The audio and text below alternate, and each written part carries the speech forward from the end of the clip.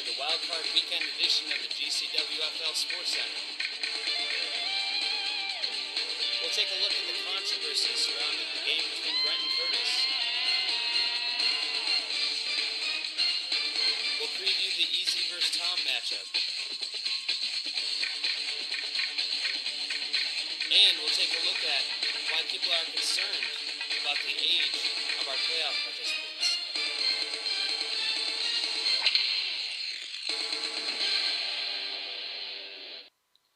Welcome, everyone. Well, the first order of business is our ZSPN inbox has been flooded with requests wanting to know where that sweet intro music comes from. I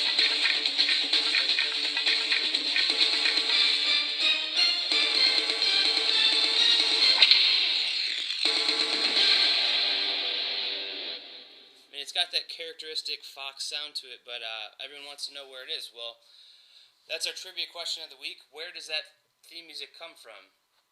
Could we get a drum roll, please?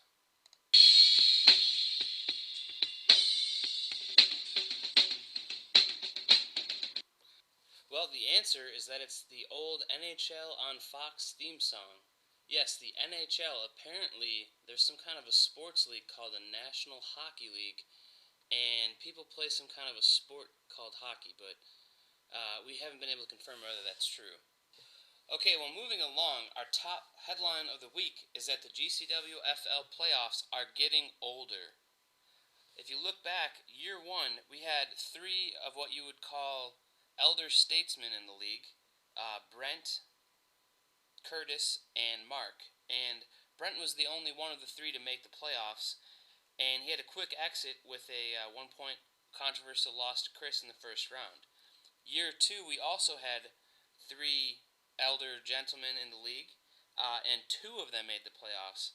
Curtis lost by 1 point in the wildcard round to Chris, and Brent made it all the way to the finals with a 2-point loss there. Fast forward to this year, and all three of our, shall we say, league elders have made the playoffs and will be playing in this year's wildcard round. So for our league stats guys out there, that's a 67% playoff rate for the older guys and only a 44% playoff rate for the younger guys. So on behalf of what you would call the younger crew in the league, I would like to dedicate this song to our three older playoff guys as they head into this weekend's games.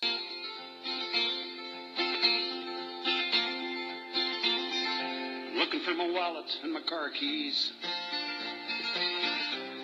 Well, they can't have gone too far. Just as soon as I find my glasses,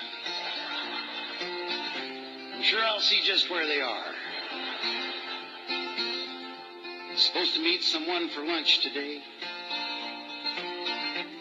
but I can't remember where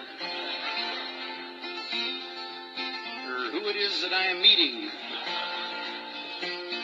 It's in my organizer somewhere. Good times. Well, moving on to the playoff picture. As you know, Steve and Matt have earned the bye weeks this week, and so they actually don't have anything to worry about. But they were kind enough to put together a short song that they wanted us to include in the Sports Center with Steve on lead vocals and Matt singing backup. Just the two of us. We can make it if we try. Just the two of us. Just the two of us. Building them castles in the sky. Just the two of us. You and I. Well, I guess Matt won't be building any Matt castles because he already cut him, but I guess they'll have the last laugh when two of us get booted out of the playoffs this week. Moving on to our first wildcard matchup of the weekend, it's Curtis versus Brent. Looking at history, Brent has the clear upper hand, and that's why he's a big favorite in Vegas this weekend. Brent is 3-0 head-to-head versus Curtis. In 2006, he defeated Curtis 114-61 in the regular season. Last year, it was a close game, 136-133 in Brent's favor. And this year, in Week 8, Brent really brought everything he had against Curtis and won 148-54. For Brent, he had 7 scores in double figures. Rivers went for 35, Bolden for 23, and for Curtis, he had -1 from Edgerrin James. Both his quarterbacks were out, so he had to go with Jeff Garcia and just 8 points. But Tony Gonzalez with the bright spot with 13 points. Career breakdown against each other, Brent has the edge 25-14. But the real story of this game that has everyone talking is the Chargers-Raiders matchup from this Thursday night, where Brent had Phillip Rivers score 31 points in a very strong performance, and Curtis choosing to bench Vincent Jackson, who scored 27 points. That could obviously factor into the outcome if Curtis ends up losing in a close game. Afterwards, NFL Network caught up with Phillip Rivers, who was already looking ahead to a 3-game run to the finals, and even really threw salt in the wounds of Curtis about the performance of Vincent Jackson. Hey, you never know what can happen now. We got 3 weeks to go, and we're going to play all 3 of them out. Early on, you set the tone with some long passes to Vincent Jackson. What happened on those plays? Well, you know, they put a lot of guys in the box, like most guys do against us, to stop LT. And Vincent can really run, and you see how he's emerged this year as a big play receiver, and he was able to get down the field and make some big plays. Well, that's going to leave a mark, but, you know, there's still plenty of games left, plenty of players to go. For Curtis, he's really relying on his 4 stars, Tony Romo, Forte, T.O., and Gonzalez. They've all been really playing well of late. Romo with 77 points in his last 2 games. Forte with 50 points in his last 2 games. T.O. averaging almost 30 a game over the last 2. And Tony Gonzalez with 63 points in his last 4 games. Curtis is really going to need big performances from those guys to have a shot. And for Brent, it's almost the opposite. His star players have really not, some of them have struggled of late. Frank Gore, just 8 points in his last 2 games, and as of now, he's actually on Brent's bench despite being the number 12 running back on the year.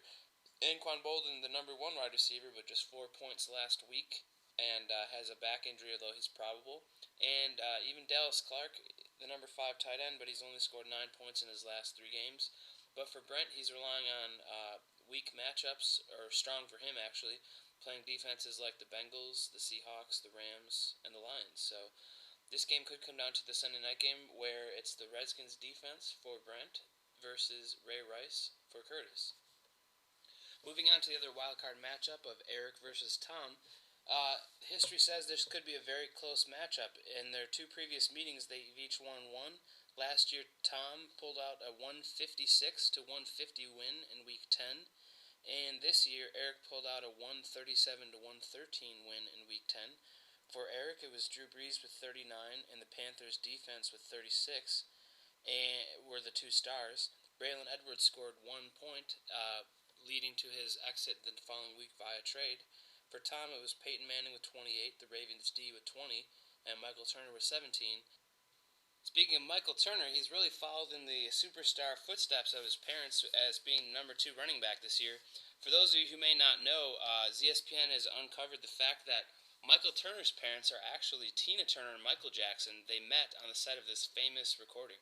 We all a part of God's great big family. And the truth, you know love is all we need. We are the children. Well, that's pretty disturbing. Moving along, we've got Michael Turner as the number 2 running back. He scored 96 yards and a touchdown in his previous game against the Saints, who will be facing again. Peyton Manning, the number 9 quarterback, going against a weak Bengals defense.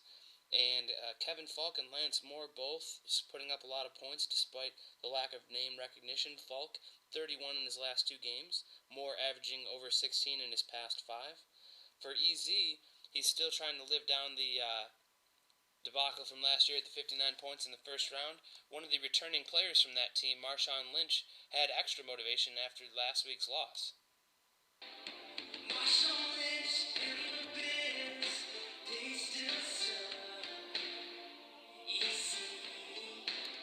Lynch was very fired up in a lively week of practice this week. He looks to outduel his rival, Ronnie Brown, on the opposing team in the 4 o'clock Bills-Dolphins game in Canada. Rumor has it that EZ will actually get increased points due to the exchange rate for both of his players playing in Toronto this weekend.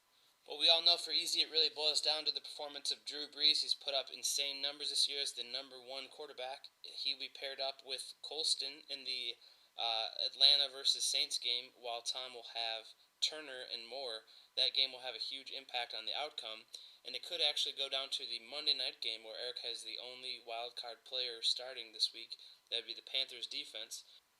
Well, thank you for joining us on this edition of SportsCenter. So long, everyone.